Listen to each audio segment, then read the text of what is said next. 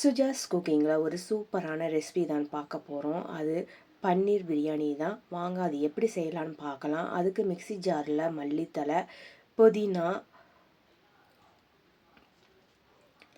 4 பச்சை மிளகா சேர்த்து நல்லா நைஸாக அரைச்சி எடுத்துக்கலாம். இப்போது பன்னீரை 10 நிமிஷம் சுடுதண்ணியில் போட்டு நல்லா ஊற வச்சு அதுக்கப்புறம் எடுத்துக்கலாம். இப்போ பன்னீர் கூட 1 ஸ்பூன் இஞ்சி பூண்டு பேஸ்ட்டு சேர்த்திக்கலாம், தயிர் சேர்த்திக்கலாம், அரைச்ச விழுதையும் சேர்த்திக்கலாம், கொஞ்சமாக கரம் மசாலா தூளையும் சேர்த்திக்கலாம், உப்பையும் சேர்த்தி நல்லா கலக்கி வச்சுக்கலாம். இது கொஞ்ச நேரம் ஊறட்டும். அடுப்பில் நாம் ஒரு பாத்திரத்தை வச்சு ஆயில் ஊற்றிக்கலாம். ஆயில் காஞ்சதும் நெய் ஊற்றிக்கலாம்.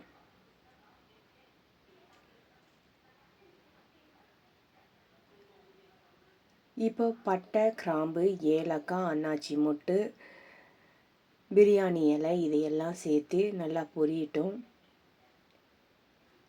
இப்போது வெங்காயம் சேர்த்திக்கலாம். இப்போ வெங்காயம் சேர்த்திக்கிட்டு நல்லா வெங்காயத்தையும் நல்லா வதக்கலாம். பாருங்கள், இந்த அளவுக்கு வெங்காயத்தை நல்லா வதக்கி விடலாம். இன்னும் வெங்காயம் வதங்கணும்.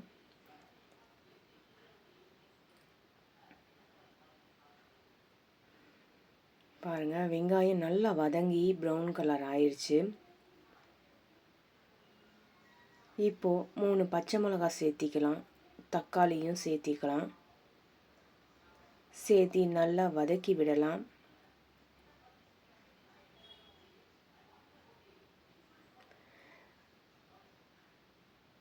மறுபடியும் நல்லா கலந்து விட்டுடலாம். இப்போது இஞ்சி பூண்டு பேஸ்ட்டு 1 ஸ்பூனு சேர்த்திக்கலாம். சேர்த்தி நல்லா வதக்கி விட்டுக்கலாம். இப்போது அரைச்சி வச்ச விழுதையும் சேர்த்திக்கலாம்.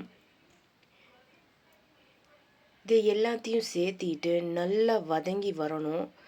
இந்த மசாலாவில் இருக்க எல்லா பச்சை வாசனையும் போகிற அளவுக்கு நல்லா வதக்கி விட்டுக்கலாம். இப்போது ஊற வச்சுருந்த பன்னீரையும் இதோடு சேர்த்திக்கலாம். சேர்த்து நல்லா வதக்கி விடலாம்.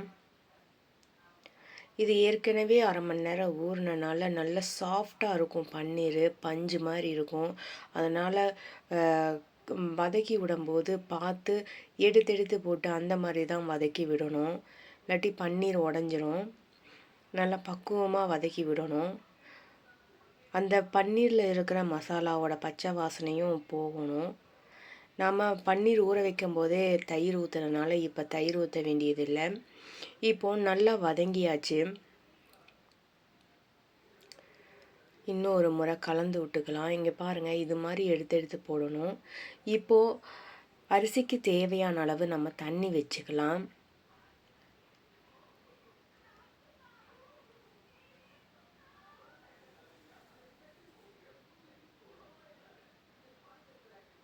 தேவையான அளவு இப்போ நம்ம தண்ணி ஊற்றியாச்சு.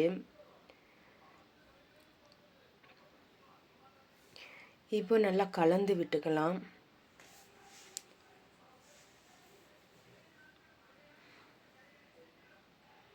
மெதுவாக அழகாக கலந்து விடலாம். பன்னீரெல்லாம் உடையாத அளவுக்கு. ஏன்னா பன்னீர் ரொம்ப சாஃப்டாக இருக்கும். இப்போ பிரியாணி மசாலா சேர்த்திக்கலாம். இந்த பிரியாணி மசாலாவில் பட்டை, கிராம்பு, ஏலக்காய் தான் சேர்த்து வறுத்து போட்டு மிக்சியில் பவுட்ரு பண்ணி போட்டிருக்கேன். நல்ல கமகமன் வாசனையாக இருக்குங்க. இப்போ நாம் கொத்தமல்லி தழை தூவிக்கலாம். எலுமிச்சை பழமும் ஆஃப் புழிஞ்சு விட்டுக்கலாம். இப்போ எல்லாத்தையும் நல்லா கலந்து விட்டுக்கலாம். கலந்து விட்டு ஒரு மூடி போட்டு மூடி வச்சிடலாம். இப்போ ஓப்பன் பண்ணி பார்க்கலாம். கொதிஞ்சிருச்சு. இப்போது அரிசி இதோட சேர்த்திக்கலாம். சேர்த்து நல்லா கலந்து விட்டுடலாம்.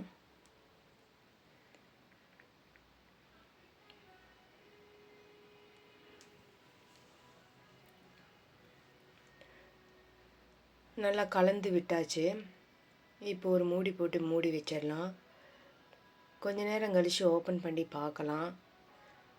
நல்லா கொதி வந்துருக்கு. கொதி அரிசி நல்லா இதாக இருக்குது.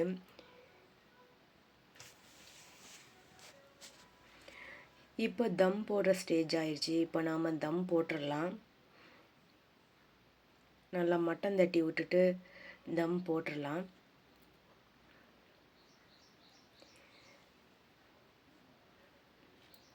மூடி போட்டு மூடி எடுத்து வச்சுட்டு தோசைக்கல் அடுப்பில் வச்சிடலாம்.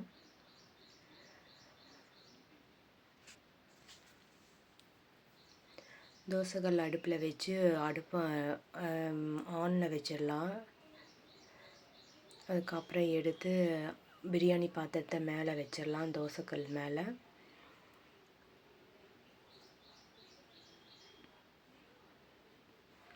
இப்போ நல்லா கொதிச்சிட்ருக்க சுடுதண்ணியை எடுத்து அது மேலே வச்சு ஒரு வெயிட் எடுத்து அது மேலே வச்சிடலாம், தண்ணிக்கு மேலே. இப்போ தம்மை பிரிச்சிடலாம். பிரித்து பார்க்கலாம்.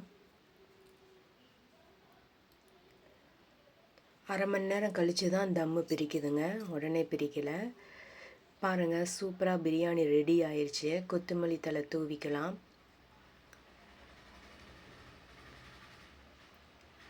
தேவையான அளவு நெய் ஊற்றிக்கலாம். கடைசியாக இந்த நெய்யும் கொத்தமல்லியும் கடைசியாக ஊற்றி நல்லா கிளறி விட்டோம்னா பிரியாணி பயங்கர வாசமாகவும் இருக்கும், நல்லா டேஸ்ட்டாகவும் இருக்குங்க. அதுக்காக தான் இந்த கடைசியில் இந்த மாதிரி பண்ணுறது. இப்போ பிரியாணி ரெடி ஆயிடுச்சு, எடுத்து வச்சிடலாம். இப்போ வாங்க பரிமாறலாம்.